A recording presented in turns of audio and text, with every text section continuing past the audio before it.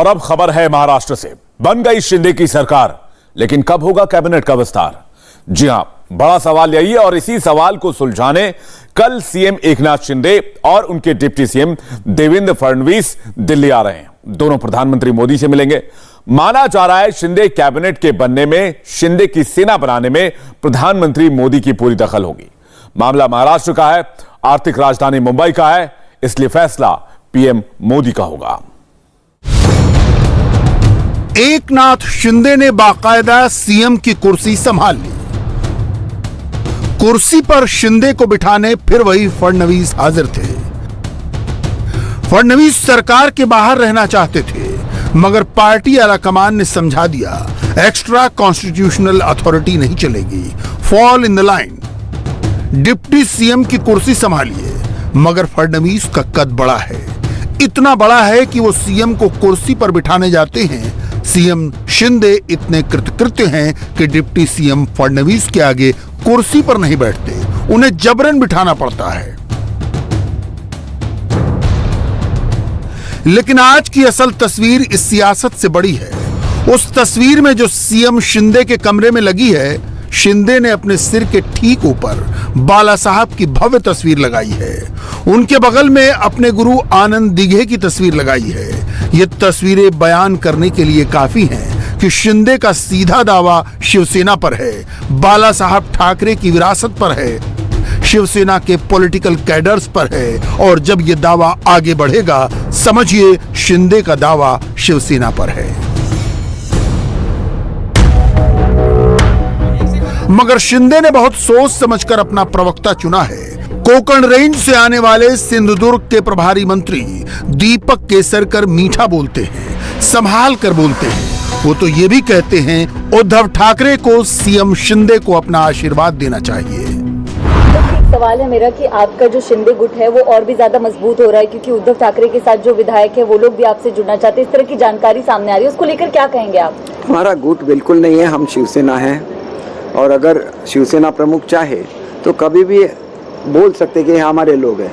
अगर बाला साहब होते तो वो शिंदे साहब को बुला लेते और उनकी पीठ थपथपाते और बोलते कि मेरे शेर ने आज महाराष्ट्र की गद्दी जीत ली है। ये उनका बड़ा हृदय था। तो बड़ा हृदय होना भी एक महाराष्ट्र की खासियत है, वो बड़ा हृदय दिखाना चाहिए। सर, कुछ जो विधायक है वो भी आप लोगों के संपर्क में हैं क्या, जो बाकी अभी तक नहीं? देखिए, हम ऐसा कभी, शिंदे साहब ने भी कभी भी ऐसी कोशिश नहीं की है। लेकिन आपने देखा कि एक एमपी है राहुल शेवाले जी, उन्होंने एक खत लिखा उद्धव साहब को कि हमें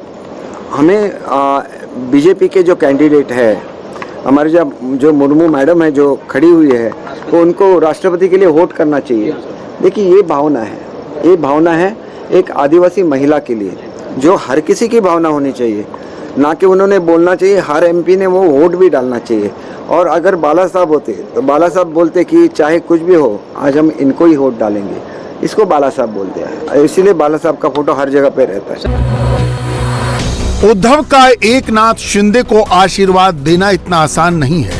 आशीर्वाद देने का मतलब है शिंदे को शिवसेना दे देना। पूरा महाराष्ट्र जान चुका है उद्धव ठाकरे राजनीति के माहिर नहीं है। बाला साहब की विरासत केवल ठाकरे के नाम से नहीं चल सकती, न वो संजय राउत जैसों के सहारे चल सकती है। इसलिए उनका खेल मातोश्री तक सिमट गया है।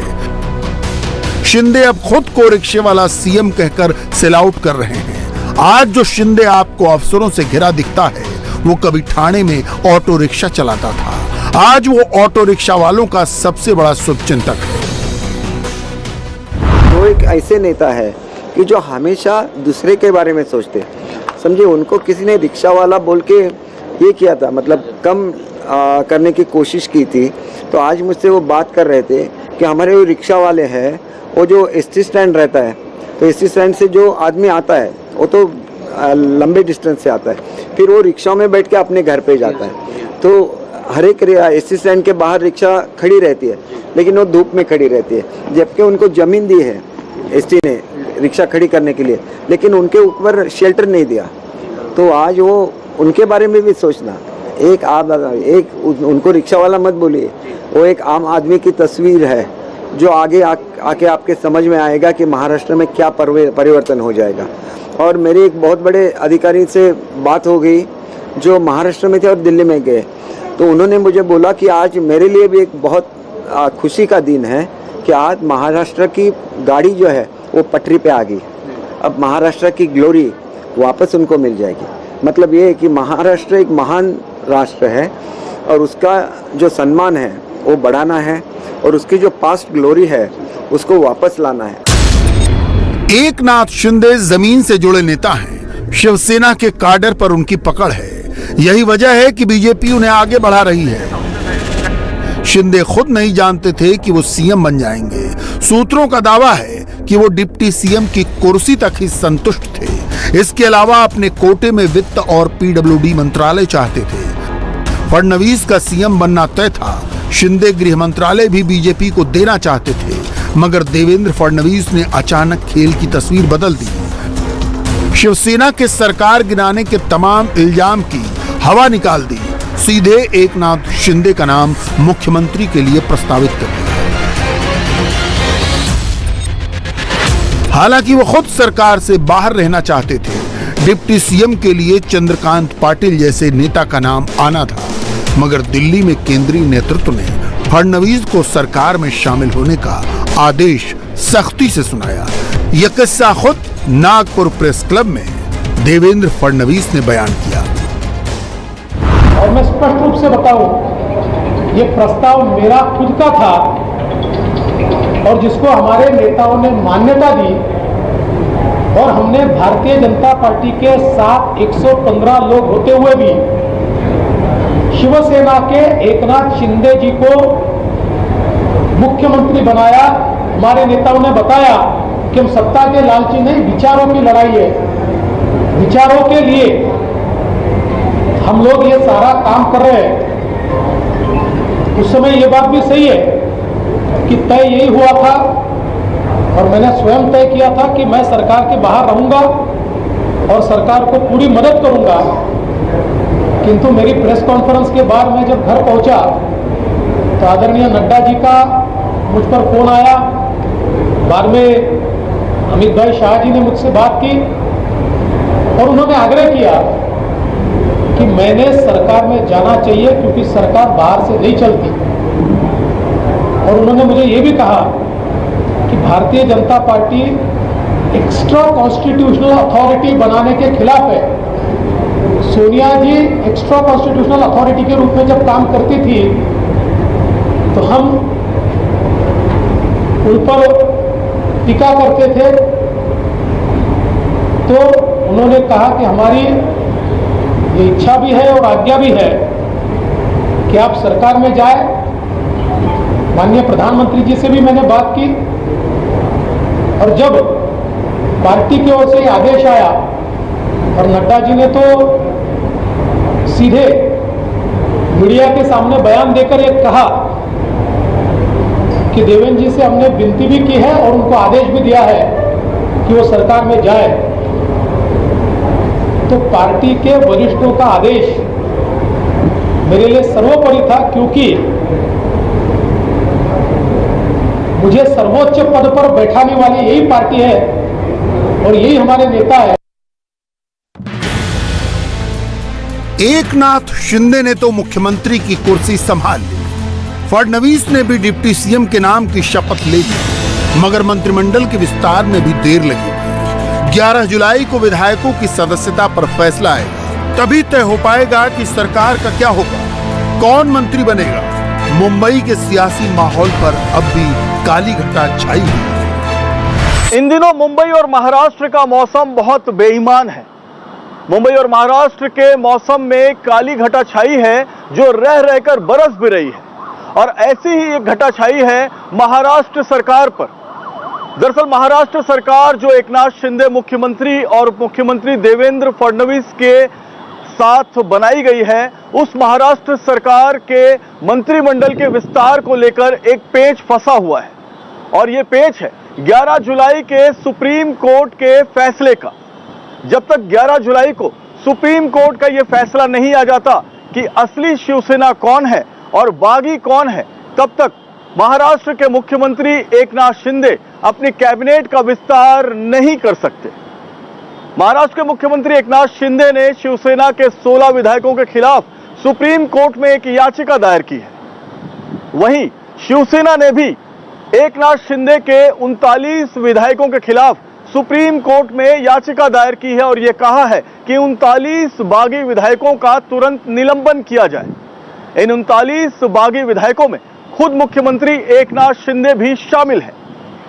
ऐसे में अब पूरा दारोमदार टिका है 11 जुलाई के सुप्रीम कोर्ट के फैसले पर और यही वजह है कि मंथन पूरा हो चुका है। किसे कितनी सीटें मिलेंगी ये बात भी तय हो चुकी है। मंत्रियों के नाम भी करीब करीब तय किए जा चुके हैं, लेकिन औपचारिकताएं पूरी होना अभी बाकी है क्योंकि 11 जुलाई के सुप्रीम कोर्ट के फैसले का इंतजार सभी को है। अगर कोर्ट का फैसला पक्ष में आता है तो समझिए कि अब तक जो खबर है उसके मुताबिक शिंदे कैबिनेट का विस्तार 2 चरणों में होगा। राष्ट्रपति चुनाव से पहले और बाद में विस्तार किया जाएगा। सूत्रों के मुताबिक 28 मंत्री पद बीजेपी के पास रहेंगे। इसमें से 20 कैबिनेट तो 8 राज्य मंत्री होंगे, जबकि एकनाथ शिंदे कैंप के पास 14 मंत्री पद रहेंगे, जिनमें से 8 कैबिनेट और 6 राज्य मंत्री पद होंगे। लेकिन असली लड़ाई शिवसेना से सिंबल छीनने की है, पार्टी पर कब्जे की है, जिसका जवाब देते हुए उद्धव ठाकरे के बेटे आदित्य ठाकरे कहते हैं धोखेबाज होते हैं, वो ऐसे ही इतिहास में जाते हैं। सांसद तमाम विधायक हमारे साथ आएंगे। जो धोखा देते हैं वो धोखेबाजी होते हैं। शिवसैनिक पक्ष प्रमुख उद्धव साहब ठाकरे के साथ है और आज भी आप देख रहे हो कि पक्ष पूरा हमारे साथ है। जिन्होंने धोखा दिया वो धोखेबाजी रहेंगे और उनका नाम इतिहास में ऐसे ही लिखा जाएगा। सांसद जो है वो साथ जोड़ने के सारे लोग शिवसेना के जो है, शिवसेना प्रेमी जो है वो हमारे साथ है। शिंदे का खेमा इल्जाम लगाता है कि विधायकों के बूते ही राज्यसभा के सांसद बनते हैं। कांग्रेस छोड़कर शिवसेना में आई प्रियंका चतुर्वेदी भी राज्यसभा में है, मगर उनका कहना है कि विधायक पार्टी के सिंबल पर जीतते हैं, उनसे वफादारी की उम्मीद की जाती है। 40 एमएलए पूरी पार्टी नहीं है और मैं इन सारे एमएलए को फिर से ध्यान दिलाना चाहूंगी क्योंकि मैंने उनको असेंबली में बोलते हुए सुना कि हम अपने बलबूते पे जीत कर आए, खासदार हमने बनाए। तो उनको भी कहना चाहूंगी ये एमएलए अपने आप नहीं बने, पूरी पार्टी की स्ट्रेंथ, पार्टी के कार्यकर्ताओं की खून पसीने की मेहनत ने उनको उस जगह पे बिठाया है। इस जिम्मेदारी से बिठाया था कि आप उनका काम करें, ना कि उनके खिलाफ काम करें, उनके साथ विश्वासघात करें। तो यही पार्टी के जो कार्यकर्ता हैं इनको सबक सिखाएंगे। 40 एमएलए पूरी पार्टी नहीं है। फिलहाल मुख्यमंत्री एकनाथ शिंदे और उप मुख्यमंत्री देवेंद्र फडणवीस शुक्रवार को दिल्ली आ रहे हैं। दोनों नेता प्रधानमंत्री नरेंद्र मोदी, गृह मंत्री अमित शाह, बीजेपी के राष्ट्रीय अध्यक्ष जेपी नड्डा और रक्षा मंत्री राजनाथ सिंह से मिलेंगे। शपथ लेने के बाद पहली बार दोनों का ये दिल्ली दौरा है। इंडिया टीवी हर वक्त हर जगह डाउनलोड करने के लिए सर्च करें India TV news Google play store या ऐप स्टोर पर।